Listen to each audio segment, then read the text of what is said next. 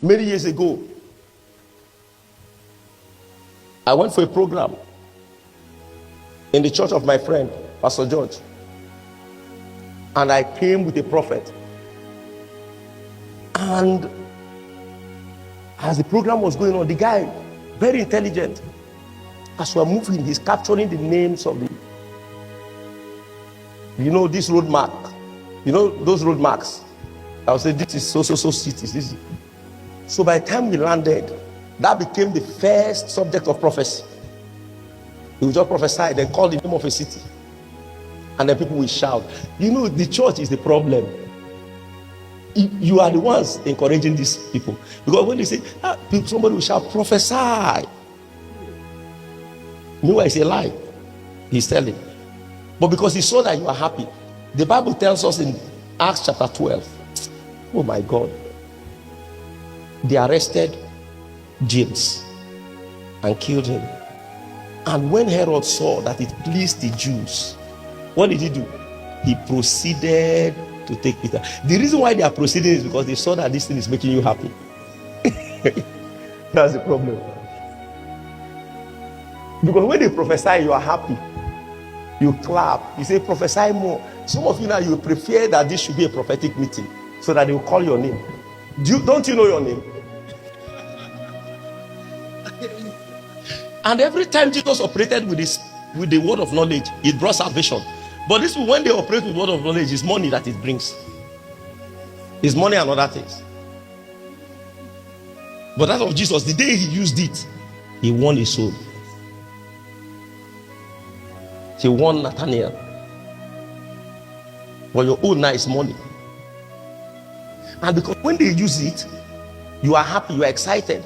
And Herod will see that it has pleased the people. What will he do? He will proceed. But if they do this thing and you stand up and you question it and query it, they won't go further.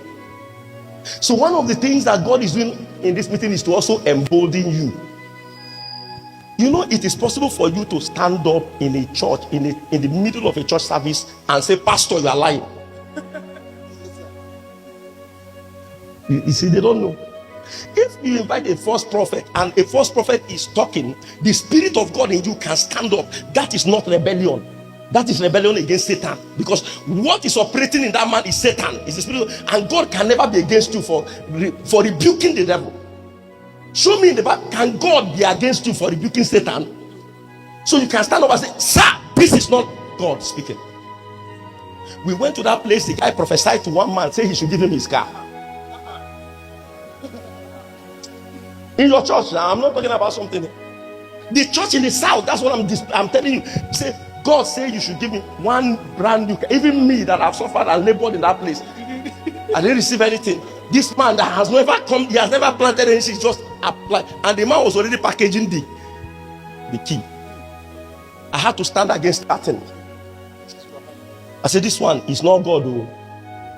If you give this car now, that man will leave your church. That's one of the things that will happen. The first thing that will happen, he will leave the church. You are the one that will suffer it as a pastor. Then the second day, he harvested the cellular of the people. Phone. This is what is obtainable. I'm telling you, the prophetic ministry. And then when he harvested the cellular, he went to one of the cellular and saw information inside, saw some pictures inside of the woman's husband. When he came back the next day, he came to the woman and said, your husband is a civil defense. Meanwhile, the thing was inside the phone.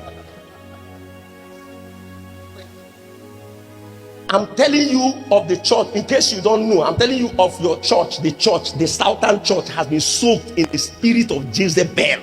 And one of the manifestations is false prophecy, immorality, seduction, false prophecy is happening. And God is raising radicals. Some of you, after you leave, I'm not saying you should go and fight your pastor. I'm saying that when you go to certain meetings, in fact, that thing will cause revival. When they see you stand up and say, you are a liar, prophet, this is not of God, revival will be stirred. And you must be sure that God, because if something is not stemming from the Spirit of God, there will be a resistance in your spirit. If you are a child of God, you will know that this one is a lie. I'm still telling you a story. Collected the cellulars, came the next day and prophesied. Then came and raised offering. and asked all the people to write their names, that he will be praying for them. And then we started driving back to Mina. And we got to the road. He counted all the money. By the time he finished counting it, all the people that wrote prayer points, he squeezed the thing and threw it away in my phone. Meanwhile, the people are there thinking that prophet is praying for them. I went out of the car. I picked all the names. I said, you can stay with the money, but this ones, I was there when you said you would pray for them. I picked. You see, Jesus help me now. You see the problem. When you lose the fear of God, you are finished. Yes, sir. Yes, sir. What helped Jehoshaphat? Jehoshaphat's friend was a criminal, Ahab, but Jehoshaphat still has a fear of God. So when the man said, he brought all his prophets, those prophets are prophets from the southern part of Nigeria. They came and prophesied and prophesied and prophesied. They said, go, you will make it.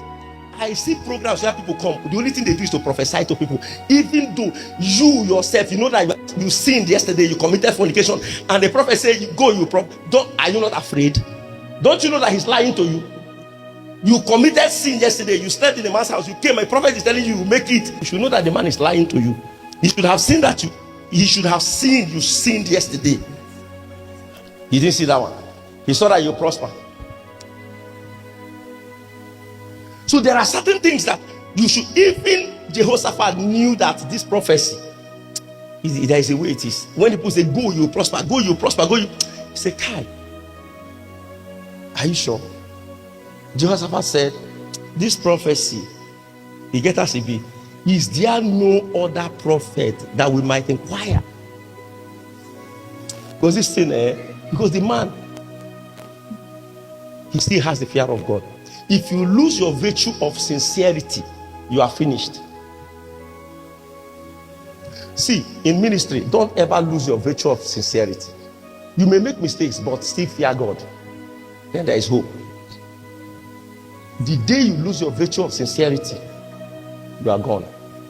You see, is there any other prophet? So that we inquire. He said, I know one, but I hate him.